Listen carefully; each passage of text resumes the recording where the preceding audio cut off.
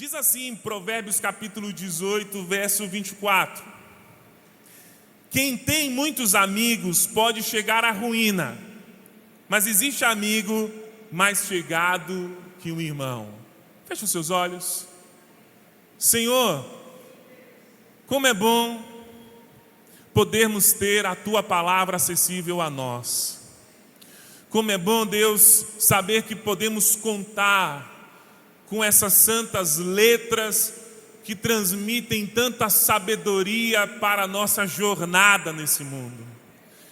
Porque é a isso que a Tua palavra se propõe: ser um manual de vida, ser uma bússola em um mundo sem direção, ser uma luz, um farol em um mundo obscurecido, ser um caminho preciso e certo em um tempo onde verdades são relativizadas e caminhos também. Nós queremos agora sujeitar, Espírito Santo, os nossos corações à Tua palavra. Nós queremos submeter a nossa consciência à verdade daquilo que o Senhor tem a nos ensinar nessa noite. Por isso te pedimos que o Senhor verdadeiramente não venha nos despedir de mãos vazias, mas como o Senhor sempre gosta de fazer, que possamos sair com as nossas mãos cheias de bênçãos nessa noite. Assim nós oramos crendo no Teu amor e no Teu cuidado, em nome de Jesus. Amém. Amém. Amém. Irmãos, não há dúvidas que uma das coisas mais maravilhosas que pode acontecer na vida de alguém é esse alguém encontrar boas pessoas, pessoas confiáveis na sua caminhada, na sua jornada de vida, em que essas pessoas, em que nós possamos, em que essas pessoas podem compartilhar dos seus sonhos, dos seus projetos, mas também daquilo que são. Como é bom quando nós conhecemos pessoas tão confiáveis que nós não temos medo de abrir os nossos corações para elas. Nós não temos receios de expor as nossas fragilidades, as nossas falhas morais. Nós não temos receio de mostrar quem somos, de arrancar essas máscaras sociais que nós temos que usar cotidianamente para que as pessoas não se assustem com certas coisas e certos traços e atributos e características que nós temos. Como é bom poder encontrar na vida gente que, ao abrirmos o nosso coração e mostrarmos quem somos, não nos julgam, ou pelo menos não nos condenam, mas param para escutar, param para nos ajudar, param para nos entender e assim nos ajudar a sermos pessoas melhores. A vida não haveria possibilidade de vida feliz e de vida saudável se nós não tivéssemos esse tipo de pessoa ao nosso lado. E eu quero crer em nome de Jesus que você tenha esse tipo de pessoa ao seu lado, um amigo, um familiar, um pastor, alguém com quem você possa contar e ser quem você é. É impossível desenvolver uma vida minimamente feliz sem isso, até porque se há uma verdade que a palavra de Deus demarca e fala muito sobre essa coisa que a gente chama de subjetividade humana, é essa impossibilidade de sermos felizes sozinhos.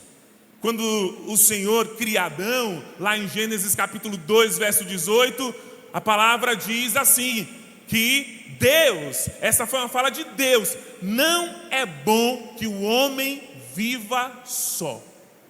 Se não é bom que a gente viva só, é porque a solidão, ela não é um bom amigo.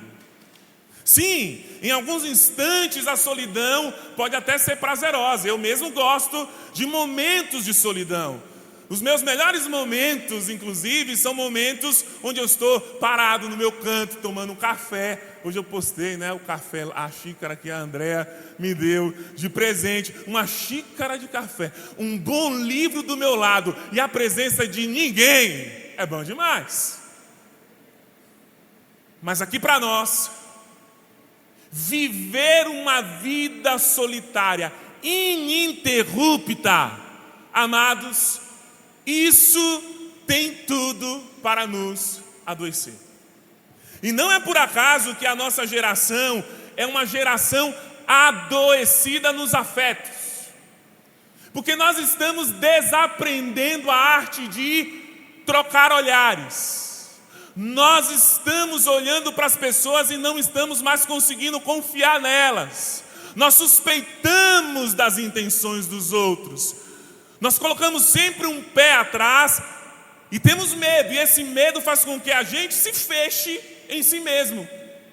E os sofrimentos mais complexos que a gente experimenta na vida, nem nós mesmos conseguimos resolvê-los e elaborá-los dentro de nós, e nem os outros, porque nós temos medo dessa abertura. Nós temos medo do que os outros podem pensar acerca de nós se eu abrir aquilo para ele, se eu contar aquela falha para ela. Mas a grande verdade, irmãos, é que a nossa alma precisa de gente. A nossa alma tem apetite por relacionamentos, apetite por um cotidiano com pessoas que nos encontram nesses cotidianos, com pessoas que param um pouco do seu tempo para nos escutar nesse cotidiano, por mais que sejam cotidianos apertados, sufocantes, agitados. Precisamos, a nossa alma apela, por mais que neguemos esse tempo de qualidade, de encontro com esse tipo de pessoa, a nossa alma não deixa de sentir essa necessidade de convivência. Não deixa de sentir essa necessidade de convivência. Precisamos de pessoas que nos ajudem na caminhada, irmãos. A vida não é um lugar onde a gente vence sozinho, não é. Precisamos de uma mão erguida para nós. Precisamos de conselhos, precisamos de cuidados, precisamos de orientações, precisamos de consolos, precisamos de repreensões. Precisamos disso tudo se nós queremos alcançar o mínimo de bem-estar pessoal e social. O mínimo. Acredito que todos nós concordemos com isso. Mas há uma outra verdade por trás dessa verdade. É que assim como precisamos, se é verdade que precisamos de gente confiável, bondosa, gente que nos escuta e tem prazer em nos escutar, gente que sacrifica seu tempo para estar conosco e de nós cuidar. Se é verdade isso, é verdade também, amados, que nós temos que ter cuidado com gente que não é tão confiável. É verdade também que nos nossos relacionamentos, e isso a gente não tem como selecionar, É tipo uma pesca. No relacionamento você lança a rede e vem todo tipo de peixe. É com o tempo que você vai conhecendo quem é quem. A característica, a qualidade, a personalidade, o caráter de cada pessoa. Se é verdade que precisamos de gente boa, de gente confiável, é verdade também que por vezes nós temos que tomar distância de algumas pessoas. Senão, essas pessoas têm tudo para serem destrutivas nas nossas vidas.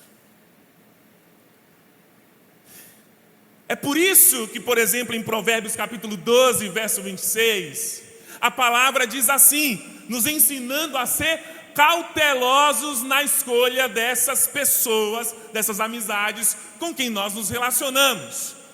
Em Provérbios 12, 26, a palavra diz assim, vocês querem abrir comigo? Por favor, abram comigo. É o tempo que eu tomo uma aguinha. Hoje está muito seco o tempo, Jesus amado. Está fresquinho, mas a umidade está lá embaixo.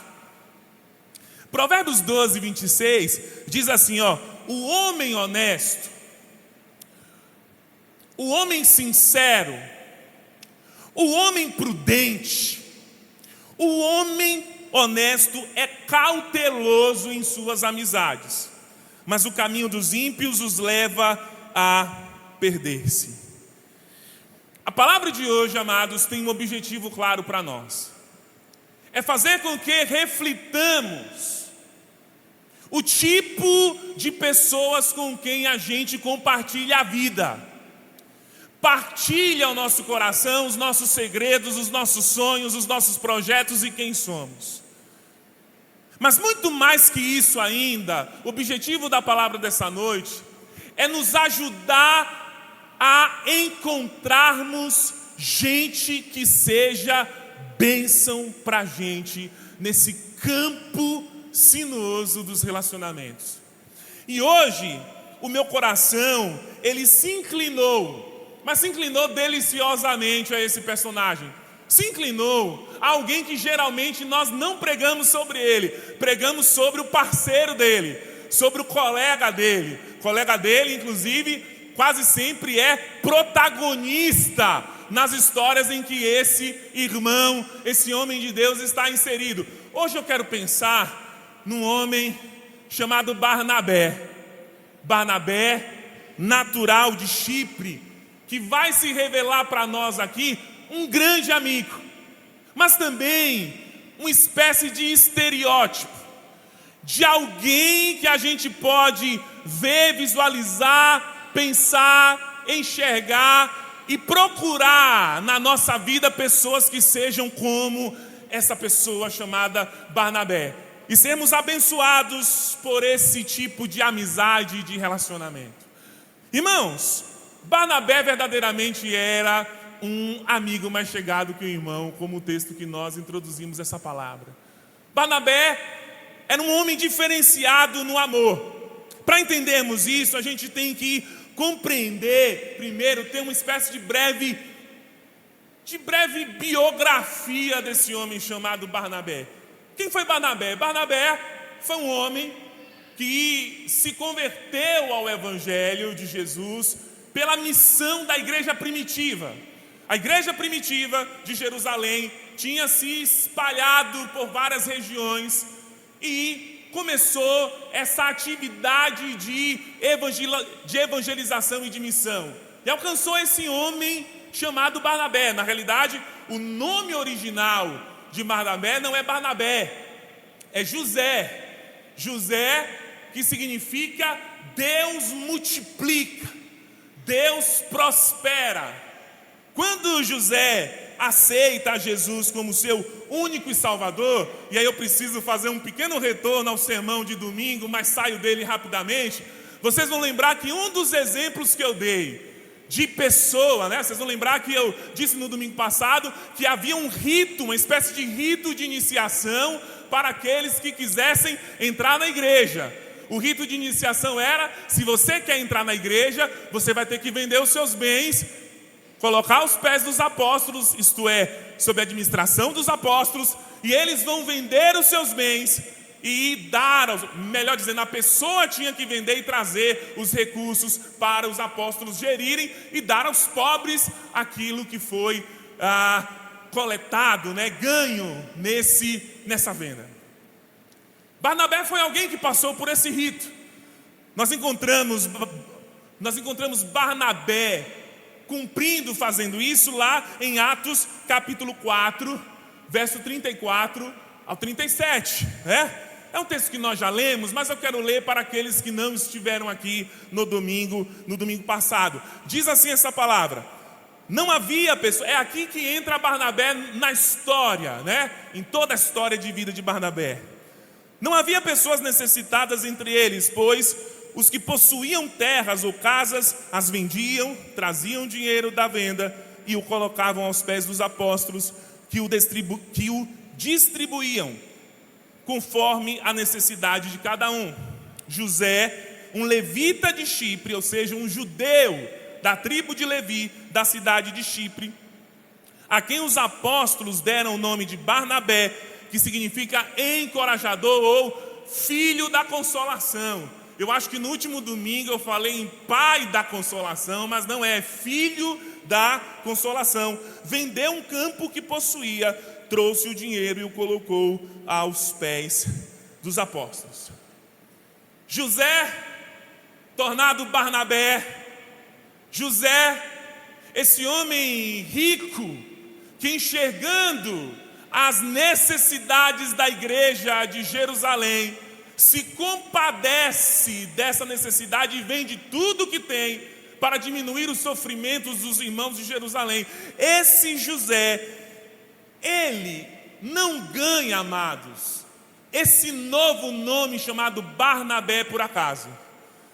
José recebe esse novo nome chamado Barnabé, creio eu, como uma espécie de título de reconhecimento da igreja. A igreja consegue enxergar em Barnabé, a igreja de Jerusalém, consegue enxergar em Barnabé um tipo de sensibilidade que nós vamos ver que realmente ele tinha. Um tipo de sensibilidade para a dor do outro que era diferenciada. Um tipo de lidar com os dramas, com as dores, com as histórias dos outros, que fazia com que Barnabé se transformasse numa alma sensível em um coração que tinha prazer em ajudar as pessoas, que tinha prazer em ajudar quem estava passando por seus sofrimentos pessoais. Nós conseguimos enxergar isso, principalmente essa sensibilidade, com essa entrega absoluta de José, de vender tudo que ele tinha para dar aos pobres. Irmãos, ninguém faz esse movimento de absoluto esvaziamento de si em prol da dor e do sofrimento do outro, se não se viu tocado pelo drama do outro. Verdadeiramente, Barnabé é um filho da consolação. Não é um filho da consolação que consola com palavras. É um filho da consolação que consola com atitudes. Barnabé é o tipo de homem que em seu amor radical não diz apenas que sente pelo drama do outro. Ele faz algo para diminuir o sofrimento do outro. Como se esvaziar completamente do que tem. Pegar todos os seus recursos e dar a quem necessitava. Quando eu estava pensando nisso, eu lembrei muito de minha vozinha. Nós estamos gravando os nossos cultos e colocando no YouTube, e minha avó está apaixonada ela não tinha oportunidade, né, de me ouvir aqui, agora está me ouvindo todo domingo. Um beijo para você, vovó Esther. Eu lembrei imediatamente minha avó. Minha avó foi uma Barnabé. Eu cansei, amados, durante um tempo, nós moramos do lado de minha avó. Minha mãe saiu de Mutuípe, conheceu meu pai em Salvador, e ela fez uma casa perto de minha tia. Era um conglomerado familiar. Eu gosto de chamar minha mãe, minha tia e minha avó de a confraria. Elas saíram do interior para se reunir tudo em praticamente uma mesma casa, todo mundo conjugado. Vocês imaginam que era, meu Deus do céu. Mas eu lembro muito bem, está aqui na minha memória, muito fresca, quantas vezes eu vi minha avó recebendo gente na casa dela. Às vezes era gente desconhecida, que chegava lá pedindo comida, e minha avó não dava apenas comida, dava casa, comida e roupa lavada. Falei, meu Deus do céu, minha avó tem noção do que está fazendo? Ah não, porque eu estou vindo do interior, e eu quero um tempinho aqui para passar, porque eu estou passando necessidade. Não, meu filho, onde come um, come dois, come 10, e minha tia e minha mãe come não, mamãe, come não. é Barnabé. Não conseguia ver alguém nessa. Quantas pessoas, irmãos, quantas pessoas. Minha avó literalmente, viu, não estou exagerando não, minha avó criou. Nós temos um querido amigo, pastor Francisco, lá de Salvador. Certamente ele também está ouvindo a reflexão dessa noite, que foi uma dessas pessoas que encontraram em Dona Esté essa sensibilidade de se condoer. Não é por acaso que no dia do aniversário dela, vocês não imaginam a chuva de homenagens que minha avó recebeu. Por quê? Barnabé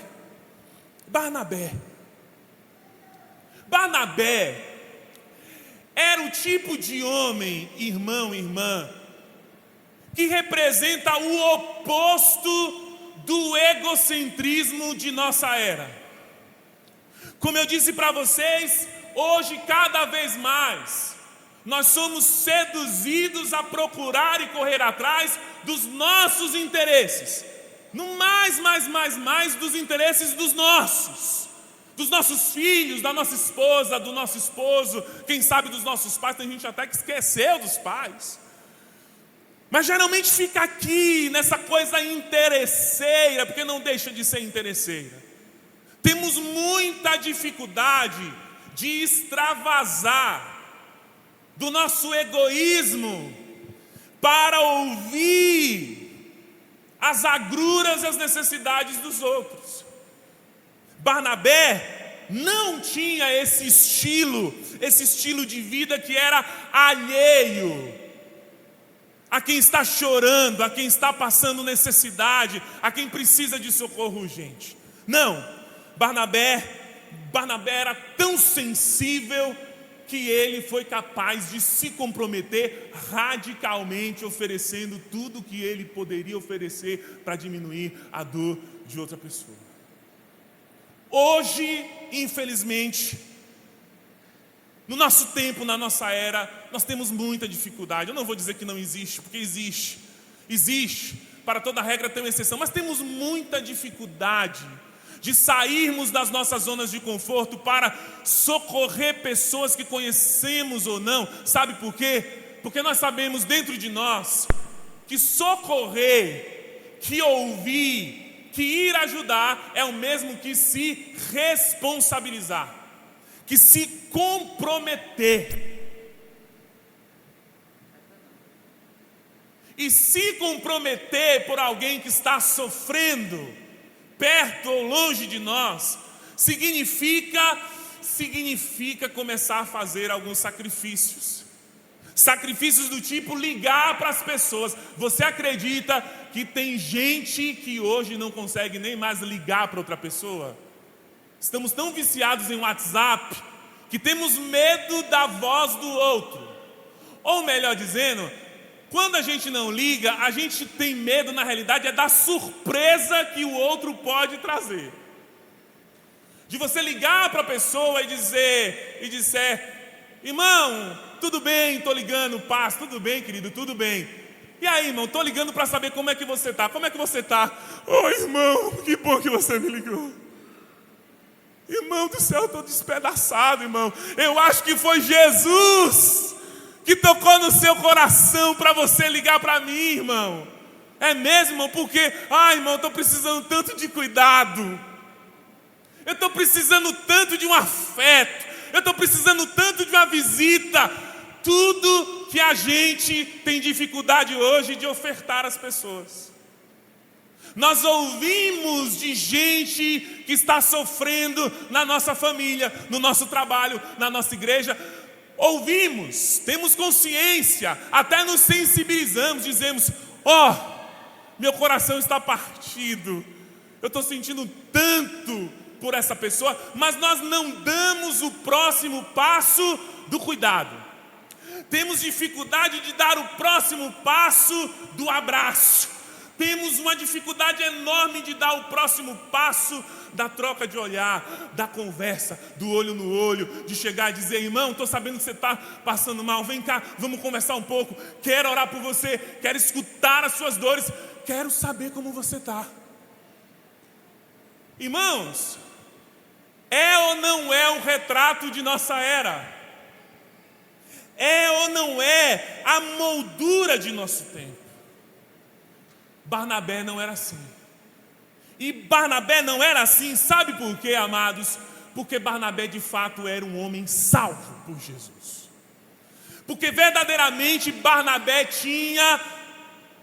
ele teve um encontro pessoal com Jesus. E ter um encontro pessoal com Jesus é o mesmo que ser sensibilizado. Sensibilizado. Como é bom, viu? Como é bom, como é bom. Eu digo isso porque eu sou alvo de tanto amor e carinho de pessoas como Barnabé. Eu tenho os meus Barnabés e louvo a Deus por eles. Como é bom ter gente que se sensibiliza com a gente. Como é bom ter gente que não precisa a gente abrir a boca, só precisa a gente aparecer para essa pessoa, para ela olhar e dizer: não, você não está bem hoje. Como é bom ter pessoas que você liga, você ligou, você não falou nem 3, 4 palavras, a outra pessoa está do lado: e amiga, para tudo amiga, essa sua voz aí está muito estranha, você estava chorando, você está passando bem, o que é que está acontecendo? Não é bom, irmãos? Eu acho bom. Como é bom, amados, ter pessoas desse naipe, desse tipo. Eu não consigo esquecer de uma querida amiga lá de Salvador, que era a Lilian. Não é a Lilian aqui da igreja. É uma Lilian que fez muito tempo parte do Ministério de Louvor lá em Salvador. E nós desenvolvemos uma amizade muito grande. Tinha gente que achava que eu estava ficando com a Lilian. Não tinha nada de ficar. A nossa amizade era tão bonita, era tão íntima, que eu lembro assim muito claramente que não havia um momento em que eu chegasse na igreja e eu estivesse numa bad vibe, né, como a gente fala, que eu estivesse numa bad vibe, a Lilian já olhava assim, fazia o bico, cruzava os braços, era sempre a mesma coisa, e fazia e eu ia entrando, e ela dizia: Binho, que é como eu sou chamado lá em Salvador, Binho, tá tudo errado isso aí. O que é que foi que houve? Irmãos, isso é bom demais. Isso é bom demais porque todos nós precisamos de gente que seja sensível ao ponto de não fingir que nós não estamos sofrendo. Porque assim como eu tive Lilians na minha vida, eu também já tive muita gente que viu que eu não estava bem e virou a face para mim. Que viu que eu precisava de uma palavra naquele momento, de uma oração naquele momento, e nada fez por mim. De pessoas que não foram Barnabés na minha vida. De pessoas que infelizmente, formam e constituem a maioria das pessoas com quem nós convivemos. Infelizmente. Porque infelizmente a maioria das pessoas com quem convivemos, nós damos o título para elas de nossos amigos e amigas. Mas é quando o caos se abate sobre nós que a gente percebe que esse nome estava sendo usado indevidamente por essas pessoas. São pessoas que fingem que estão prestando atenção em nós. Você já passou por isso? Com suas amizades? Você está contando uma coisa muito íntima sua, muito dolorosa. Uma coisa que, às vezes um trauma, que você não consegue superar há décadas. Aí você começa a contar essa coisa para o seu amigo, para essa pessoa, para a sua amiga, e ela começa a lhe atropelar contando os problemas dela. Já aconteceu com você isso?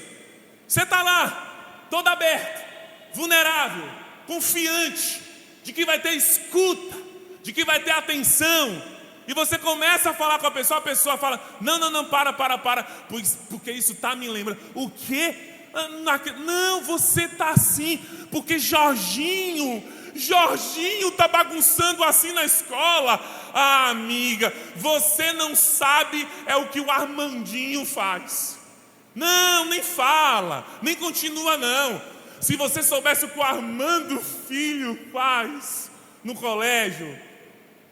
São pessoas, amados e amadas, com quem nós convivemos, que talvez você não tenha parado para perceber, mas que são profundamente narcisistas, fechadas apenas nos seus próprios interesses, e que em qualquer momento, instante, elas aproveitam para virar o jogo para elas, onde elas são as pessoas que sempre precisam de atenção, sempre precisam de cuidado, sempre precisam de tudo e você de nada. Você já percebeu que esse tipo de pessoa lhe adoece?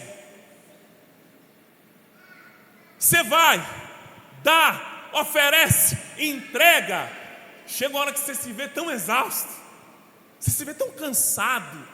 Você para e pensa: meu Deus do céu, parece que eu corri não sei quantas léguas. É o poder do narcisista.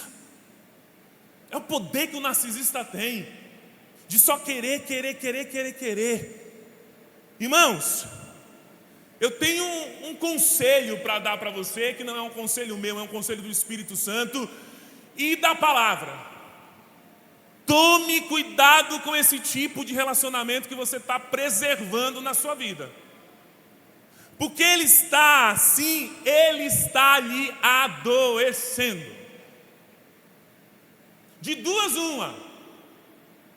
Ou você chama essa pessoa para conversar: querida, vamos conversar, porque eu não quero participar de um tipo de relação abusiva, onde somente eu entrego e você não traz nada em troca para essa relação.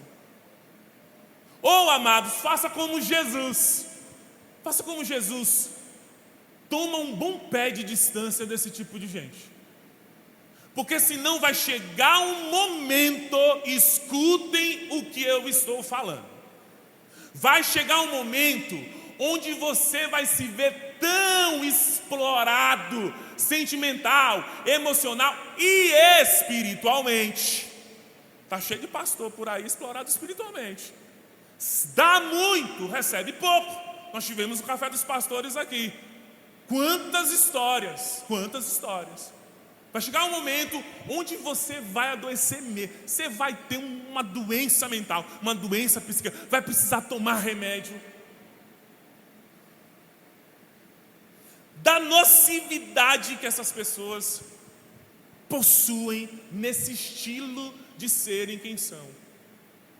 Lá em João capítulo 6, verso 26, a palavra diz que logo após Jesus ter multiplicado os pães e os peixes, Jesus decidiu se afastar da multidão que ele tinha acabado de abençoar.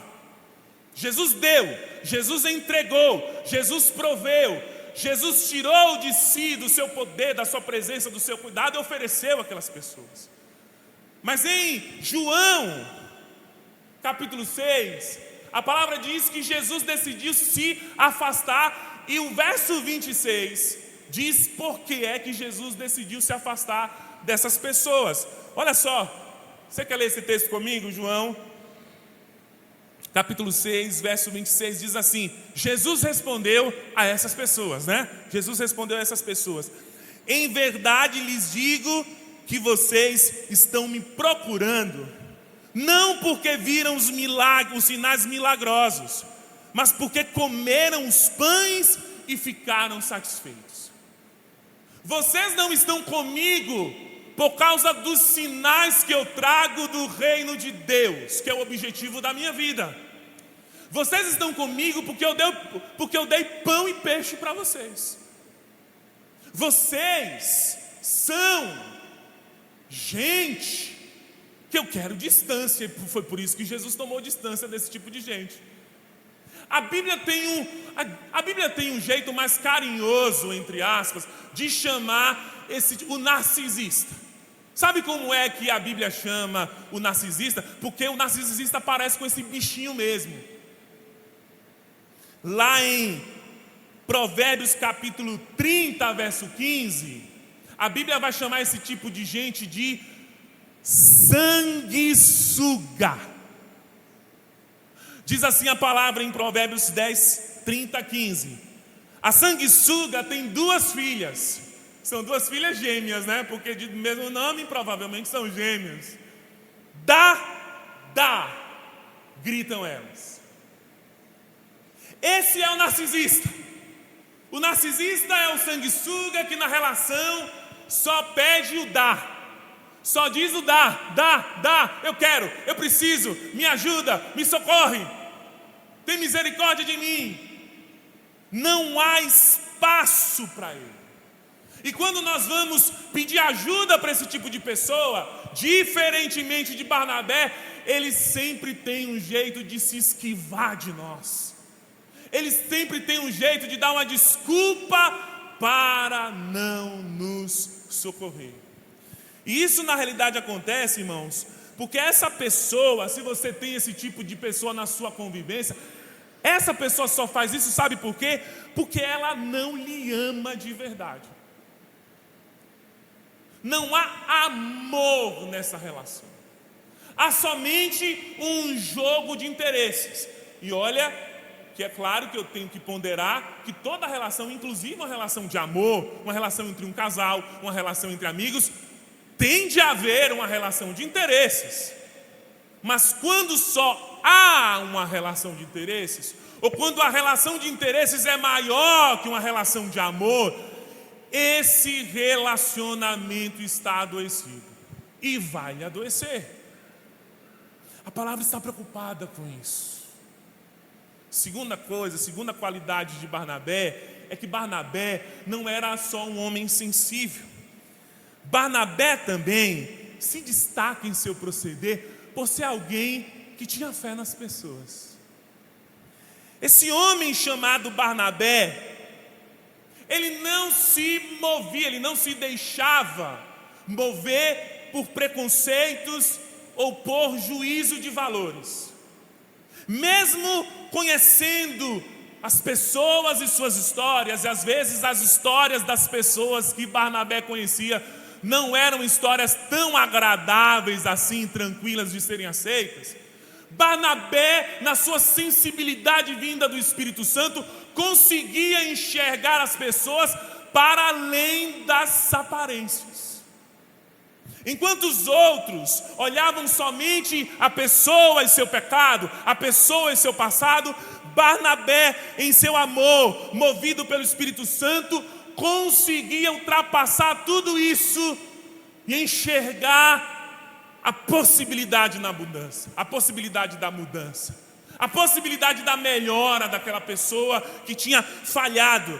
E acredito que não haja textos melhores para explicar isso, essa qualidade de Barnabé, que Atos capítulo 8, do verso 1 ao 3, e Atos capítulo 9, do verso 1 ao 2. Nesses textos, nós encontramos Paulo apresentando pela primeira vez um jovem, um rapaz muito piedoso, mas que tinha uma espécie de piedade perversa.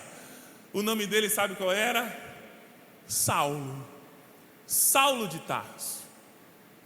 Nesses 2 versículos que eu não quero ler, eu só quero comentar porque o outro versículo é o que me interessa mais. Nesses 2 textos, que a palavra diz o seguinte, que num belo dia, aliás, espera aí, deixa eu começar do jeito que deve ser começado. Quem conhece o apóstolo Paulo aqui, levanta a mão. Pronto, tem gente que não conhece, então deixa eu dar uma pitada aqui de uma outra, deixa eu abrir uma nova biografia. Saulo, chamado também de Paulo, Saulo, ele foi um homem muito fervoroso na sua fé. Saulo era do grupo religioso dos fariseus, e o grupo religioso dos fariseus era um tipo de grupo fundamentalista, que faziam uma leitura legalista do texto bíblico. E por causa dessa leitura legalista e fundamentalista, Paulo desenvolveu uma espécie de obsessão religiosa por sua fé. Paulo chegou ao cúmulo do absurdo de achar que aquelas pessoas que iam contra o seu ponto de vista, que iam contra a sua interpretação das Escrituras, merecia morrer, se preciso fosse. E aqui em Atos capítulo 8 e capítulo 9, nós encontramos na realidade o Saulo, ou Paulo, né? Paulo indo para a sinagoga e pedindo cartas ao sumo sacerdote, permitindo que ele pudesse tirar cristãos de suas casas, torturá-los e assassiná-los. E Paulo fez isso com requintes de qualidades que ele consentiu na morte do primeiro mártir da igreja inclusive, que foi Estevão, um famoso diácono da igreja primitiva de Jerusalém. O próprio Paulo do próprio punho, ele vai contar sobre essa sua fase obscura, lá em Gálatas capítulo 1, do verso 13 ao 14, quando ele escreve assim: vocês ouviram qual foi o meu procedimento no judaísmo, como perseguia com violência a igreja de Deus, procurando-a destruir, eliminar da face da terra. No judaísmo, eu superava a maioria dos judeus da minha idade, sendo extremamente zeloso, piedoso das tradições dos meus antepassados. Então vocês devem imaginar, irmãos, que um bom cristão do primeiro século, ele até encarava, creio eu, né? Aqui sou eu. Eu acho que ele até encarava ver o diabo na frente dele, mas Saulo não. Porque Paulo gerava um pavor para a igreja perseguida. Porque certamente, provavelmente, os irmãos da igreja primitiva sempre tinham notícia de que, você está sabendo, Paulo foi lá em Antioquia. A irmã, estou procurando um nome grego aqui, a irmã Febe, eu sei que tem muitas Febes, né? A irmã Febe, você não sabe, o homem pegou, puxou ela pelo cabelo e apedrejou ela. Essas pessoas tinham essas notícias desse homem bonzinho chamado Paulo. Só que acontece, irmãos, que num belo dia, e nesse belo dia, esse belo dia está descrito lá em Atos capítulo 9, verso 26. Se preparem. Os cristãos que tinham procurado as melhores rotas para não serem presos, nem torturados pelas forças policiais do templo. Esses irmãos que conseguiram chegar na igreja, conseguiram chegar. E quando o culto estava para começar e todo mundo estava alegre, glória a Deus, conseguimos chegar na igreja, ninguém conseguiu nos alcançar, nenhum perseguidor conseguiu chegar até nós. Chega Barnabé. E eu já vejo Barnabé. Olha, a minha leitura da Bíblia é sempre uma leitura dinâmica, viu? Então, não é estática. E eu vejo mesmo Barnabé chegando e dizendo: paz seja convosco, irmãos. E os irmãos: ô glória, paz seja convosco, Barnabé. E Barnabé chega e diz: trouxe um convidado para vocês, para o nosso culto da noite. Hoje o culto vai ser bênção. E os irmãos: ó glória, ó aleluia, aleluia, línguas é tudo. E aí chega Paulo, surgindo do meio da escuridão: paz seja convosco. E os irmãos: está amarrado Satanás, em nome de Jesus. Não é possível. Não é possível. Eu fico imaginando até os pensamentos daqueles irmãos dizendo: meu Deus do céu, Barnabé com essa mania dele de sensibilizar por todo mundo e acolher todo mundo, Barnabé vai nos levar para uma furada. Lá em Atos 9, 26, diz assim, para a gente entender o que está acontecendo aqui. Quando chegou, e aqui está se referindo a Paulo, quando Paulo chegou a Jerusalém, a igreja de Jerusalém, tentou juntar-se aos discípulos, mas todos tinham medo dele, porque não acreditavam, não botavam fé, não davam crédito que ele fosse realmente um discípulo. Não criam que ele tinha verdadeiramente se convertido ao Senhor. Discípulos e apóstolos não criam na conversão genuína do assassino, odioso religioso, fundamentalista religioso, Saulo. Mas um homem vai dar crédito a Saulo. Sabe quem é esse homem? Barnabé. Por favor, abram a Bíblia de vocês em Atos 9. Eu quero ler os versículos 27 ao 28 com vocês. Vou esperar vocês lerem, porque aqui já estamos chegando na cereja do bolo.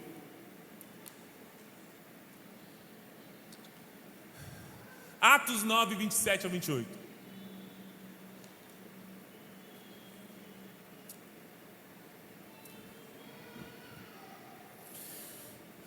Vamos lá. Nós estamos na igreja de Jerusalém. Nós estamos para começar o culto da igreja de Jerusalém.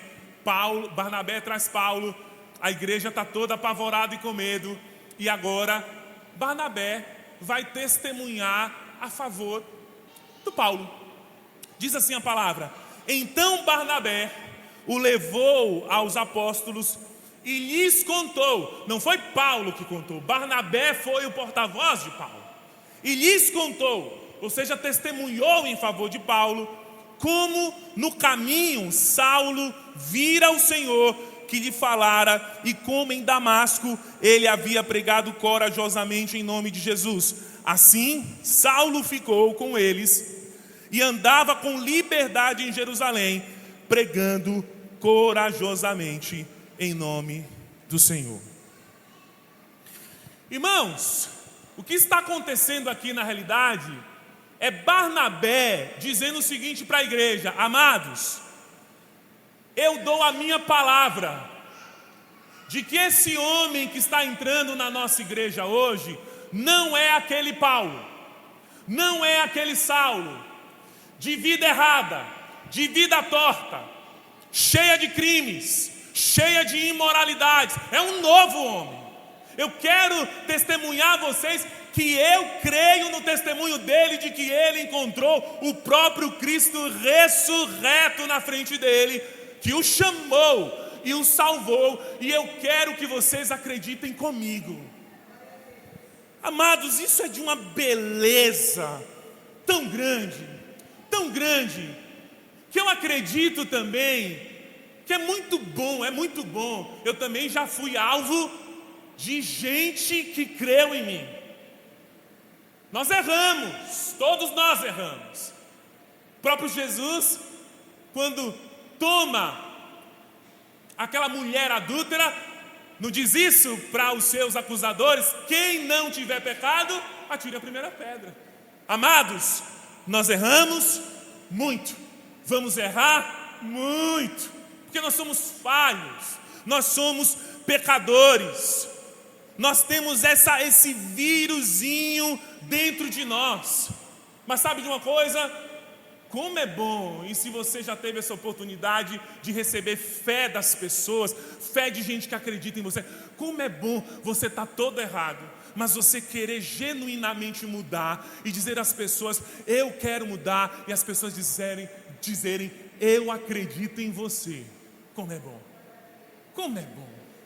Ao mesmo tempo que é muito ruim quando você está profundamente convencido, arrependido e convertido, e você diz: olha, eu sei o que vivi, eu sei a história que eu deixei, infelizmente eu vou carregar isso mesmo pelo resto da vida, mas sabe de uma coisa? Eu quero ter uma nova vida, eu quero mudar, eu quero ser uma pessoa melhor. E a outra pessoa que está do outro lado diz para você: eu não acredito em um pingo do que você está falando.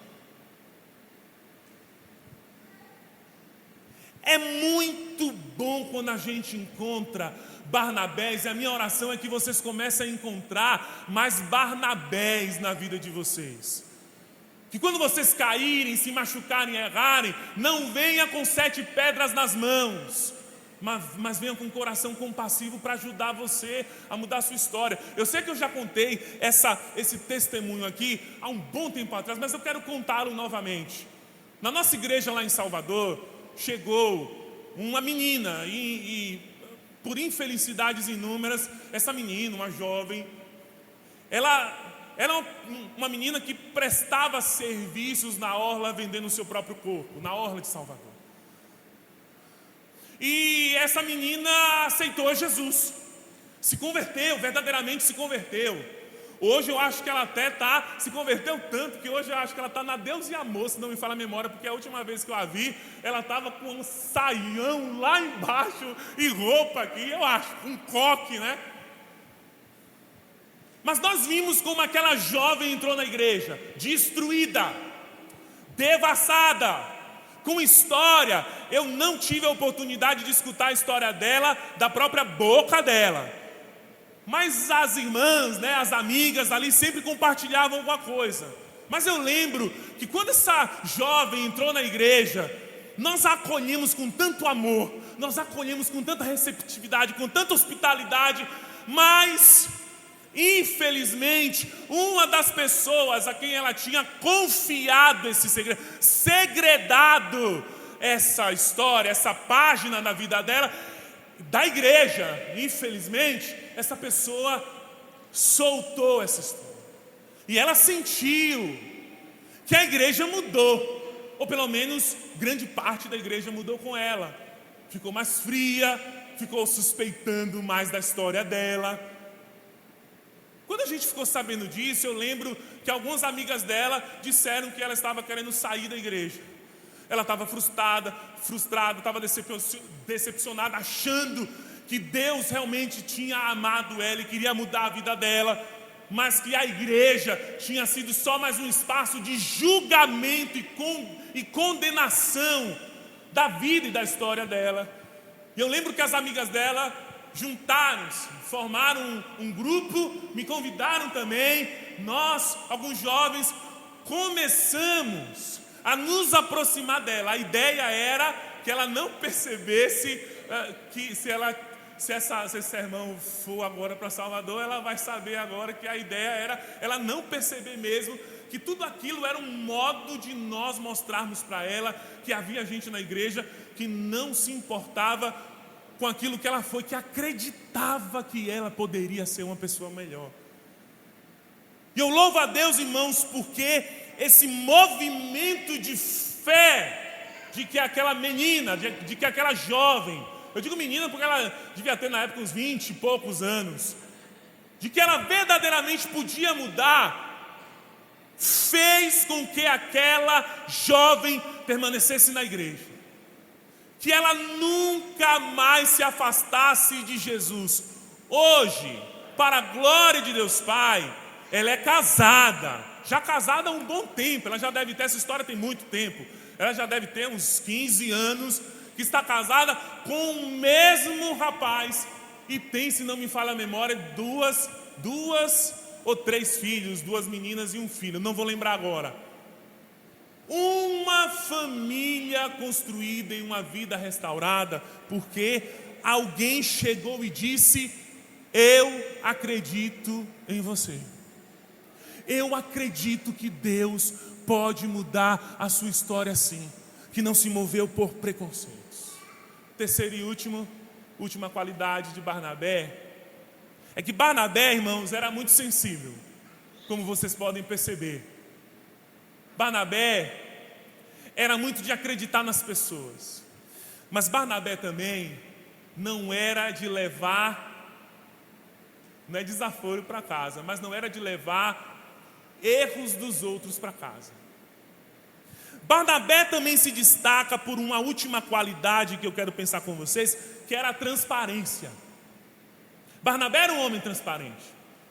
Barnabé era um tipo de homem que, diante de um erro e de uma injustiça, ele não passava a mão sobre a cabeça de ninguém.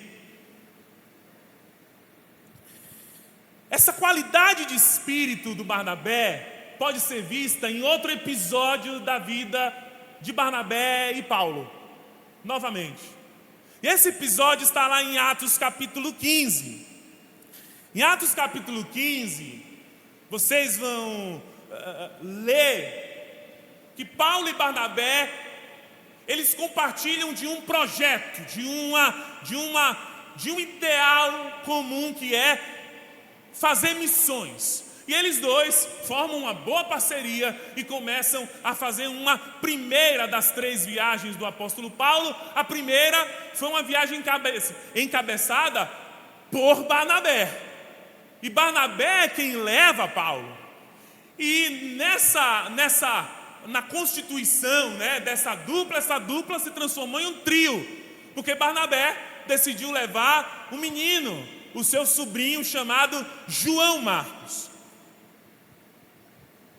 E a palavra vai dizer, lá em Atos 13, que logo no começo da viagem, o João Marcos deu para trás. O João Marcos deu marcha ré. E Paulo, vendo aquilo, ou seja, o que eu estou falando é que o João Marcos deserdou da missão. Eles estavam lá, indo para, se não me falha a memória, o primeiro lugar que eles foram, se não me falha a memória, parece que foi Chipre. Quando chegaram em Chipre, João Marcos, sem explicar, sem razão alguma, pelo menos o texto não deixa essa razão, chega e diz: olha, não vou continuar a viagem com vocês, vou voltar para Antioquia, para a igreja de Antioquia, de onde nós saímos. E ele volta. Mas a gente vai perceber que essa saída repentina do João Marcos não foi bem digerida por Paulo. Porque Paulo e Barnabé viajam, continuam a viagem. Eles abrem muitas igrejas nessa primeira viagem. E depois voltam para Antioquia. Quando eles retornam para Antioquia, eles começam já a organizar uma segunda viagem, que agora é para inspecionar as igrejas que eles tinham aberto. Então Barnabé, Paulo, vamos fazer uma segunda viagem para ver como é que estão as igrejas, se estão crescendo, se estão pregando a sã doutrina, se estão realmente evoluindo, frutificando, florescendo. E eles começam a se preparar para fazer essa segunda viagem. E Barnabé sugere que um participante vá também com eles para essa segunda viagem. Vocês imaginam quem foi que Barnabé sugeriu para ir nessa segunda viagem? João Marcos. Não, vamos levar meu sobrinho de novo. Irmãos, abra comigo Atos 15, porque isso aqui é melhor a gente lendo para a gente entender. Já estamos terminando. Atos 15, a partir do verso 36, diz assim, ó: algum tempo depois, Paulo disse a Barnabé, agora a missão é do Paulo mesmo, né? Voltemos para visitar os irmãos em todas as cidades onde pregamos a palavra do Senhor, para ver como estão indo. Barnabé queria levar João, também chamado Marcos. Paulo, porém, não achava prudente levá-lo, pois ele, abandonando-os na Panfilha, não permanecera com eles no trabalho. Ambos tiveram um desentendimento tão sério, uma briga tão séria, que se separaram. Barnabé, levando consigo Marcos, navegou a Chipre, mas Paulo escolheu Silas e partiu, encomendado pelos irmãos à graça do Senhor. Passou então pela Síria e pela Cilícia, fortalecendo as igrejas. Quem é que vocês acham que está certo, hein? Paulo ou Barnabé? Quem é que está do lado de Paulo? Levanta a mão. A gente geralmente fica do lado de Paulo, né? Já fiquei muito tempo ao lado do Paulo. Quem é que acha que quem tem razão é Barnabé? Levanta a mão. Era para a gente estar no EBD agora para eu ouvir porque vocês acham que Barnabé tem razão. Mas João Marcos não foi um irresponsável? De repente, do nada, muda de ideia, volta para casa e deixa Paulo e Barnabé seguindo a viagem. Irmãos, sabe por que eu comecei a ficar ao lado do apóstolo Paulo, ou do Barnabé? Porque eu começo a perceber que Barnabé tem uma razão para ter brigado com Paulo. Sabe qual é? Isso aqui é uma leitura minha, viu? Mas me permitam tê-la. Eu acredito que Barnabé tenha ficado chateado com Paulo, porque Barnabé queria que Paulo tivesse demonstrado a mesma fé que ele demonstrou na vida do Paulo, na vida do João Marcos. E olha que o errinho do Paulo foi assassinar cristãos e prendê-los. E o erro do João Marcos foi desertar de uma viagem. Percebeu a discrepância? Barnabé, irmãos, ele vai mesmo, ele confronta e contesta o Paulo, porque ele quer que Paulo compreenda que ele não está sendo justo. A mesma misericórdia que ele recebeu, agora ele não está dispensando ao João Marcos. Sabe o que a palavra diz? Que Barnabé levou João Marcos, e João Marcos continuou a viagem inteira, e a viagem foi bem sucedida. A história de João Marcos não é uma história que termina na deserção, é uma história, inclusive, o João Marcos está ali nos últimos dias do apóstolo Paulo, irmãos, porque Barnabé colocou fé naquele menino. Sabe de uma coisa? É muito bom também, viu? Parece que não é, mas é muito bom quando a gente encontra gente como Barnabé, que diante das nossas falhas e nossos erros, não passam a mão sobre a nossa cabeça. Que quando a gente erra, chega e diz: ei, peraí, não é assim não. Não é assim, você não é assim. E se for, precisa mudar.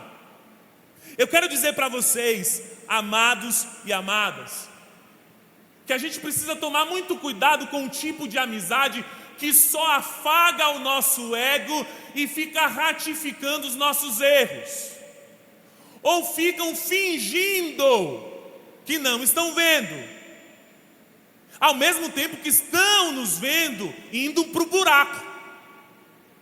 Porque infelizmente, quando nós começamos a nos relacionar com um tipo de gente que olha os nossos erros e não faz nada. Eu não faço nada porque eu não quero magoar. Eu tenho um sentimento, é constrangedor repreender pessoas que estão indo por um mau caminho. Eu quero lhe dizer uma coisa: se você não tem gente ao seu redor que não lhe repreende quando você está fazendo algo errado, você não tem também pessoas que lhe amam, porque faz parte do amor a disciplina e a repreensão. Quem diz isso não sou eu, é a palavra. Provérbios capítulo 27, 5 diz assim: melhor é a repreensão feita abertamente do que o amor oculto. Muito maior. O que o autor de Provérbios está dizendo, irmãos, é que a repreensão dos erros é um ato de amor. Quantas vezes, meu Deus, eu estava para fazer uma coisa errada, às vezes erradíssima. Sabe aquela coisa bem mau caráter, sabe aquela coisa bem imoral, eu estava para fazer. E aí vinha um homem ou uma menina usada por Deus e dizia: rapaz, é isso mesmo, isso é atitude de crente. Quanto tempo você tem de fé? Quantas vezes eu me vi, irmãos, tentando fazer coisas contra o pastor Dalmo, tentando fazer coisas contra as pessoas, mentindo, e me vendo na berlinda de gente que chegava e dizia: ei, não está certo, isso não está certo, pode mudar de postura. A gente precisa de gente assim, sabe para quê? Para nos amadurecer. Nós precisamos de gente que pare sim para nos constranger e dizer umas boas verdades na nossa cara, para a gente não quebrar a cara, amados. Eu sei, como eu sei como é bom ter gente que só adula e bajula a gente. É bom demais, é bom demais. Mas sabe de uma coisa?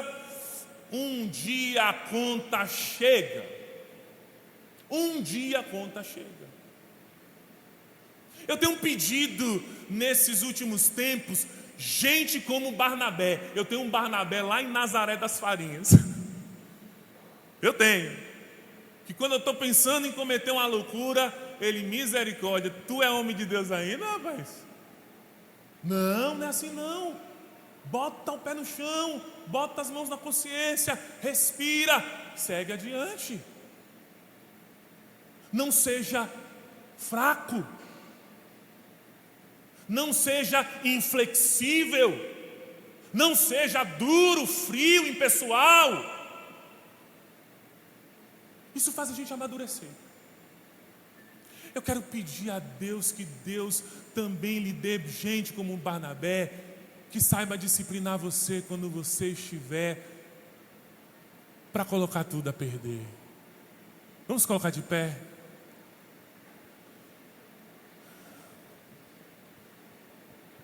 É porque o louvor não sabe, então não vou pedir para tocar. Tem uma música do Guilherme Kerr que eu fiquei ouvindo tem 3 dias, aquela: pois o seu nome Barnabé, natural de Chipre, e o seu nome também, né? Filho das consolações. Não por causa do tempo, Marquinhos. Feche os seus olhos, irmãos. Eu quero orar por você.